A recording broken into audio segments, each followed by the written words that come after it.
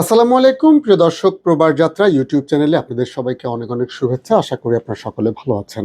আপনাদের সাথে আমি যুক্ত আছি মোহাম্মদ ইমাম হুসেইন, কার্যনির্বাহী পরিচালক, ইমাম ট্রাভেলস অ্যান্ড ট্যুরস লিমিটেড। আমি অপেক্ষা করছিলাম মালয়েশিয়ার কলিং ভিসা নিয়ে ভিডিও করার আগে আমি একটু কনফার্ম হতে চাচ্ছিলাম যে মালয়েশিয়াতে আসলে কি শ্রমিক যেতে পারবে কিনা। এই বিষয়টা আসলে এক এক জায়গায় এক একভাবে বলছে। আমাদের মন্ত্রী একরকম বলেছে, মালয়েশিয়া থেকে একরকম তথ্য এসছে, এবং আমাদের মাননীয় প্রধানমন্ত্রীর উপদেষ্টা তিনিও কিন্তু একরকম বলেছেন।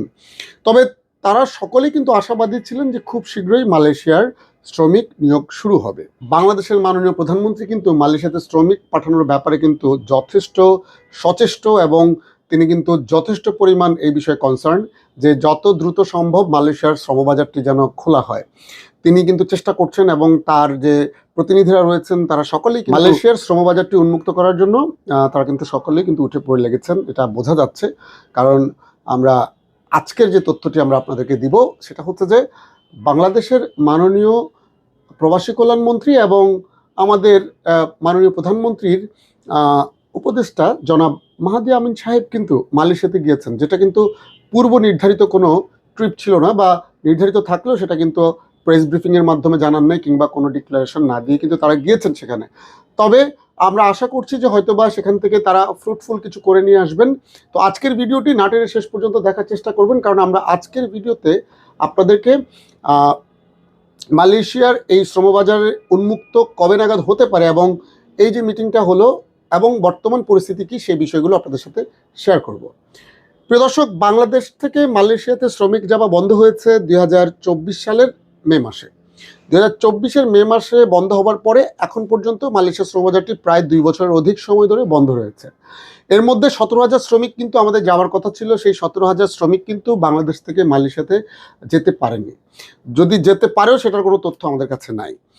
তো বাংলাদেশ থেকে শ্রমিক যাবার ব্যাপারে সাবেক সরকার এবং পরবর্তী উপদেষ্টা এবং বর্তমান সরকার সকলেই কিন্তু আসলে সচেষ্ট, কারণ আমাদের বাংলাদেশ থেকে প্রচুর পরিমাণ শ্রমিক সেই দেশে বর্তমানেও আছে এবং ভবিষ্যতেও তারা যেতে চায়, এবং আমাদের বাংলাদেশের শ্রমিকদের জন্য সেটা যেহেতু একটা মুসলিম কান্ট্রি এবং ওয়েদার ভালো, ওভারঅল সব কিছু মিলিয়ে বেতন ভালো, সুযোগ সুবিধা ভালো দেখে যারা প্রবাসে যেতে চান তারা সকলেই কাছে কিন্তু পছন্দের ডেস্টিনেশন হচ্ছে মালয়েশিয়া। আর মালয়েশিয়ান গভর্নমেন্ট বা মালয়েশিয়ার যারা নিয়োগকর্তা রয়েছেন তারাও কিন্তু আমাদের বাংলাদেশের শ্রমিকদেরকে খুব পছন্দ করে, কারণ আমাদের বাংলাদেশের শ্রমিকরা কর্মঠ হয়ে থাকে, পাশাপাশি তারা কিন্তু আসলে কাজে মনোযোগী থাকে।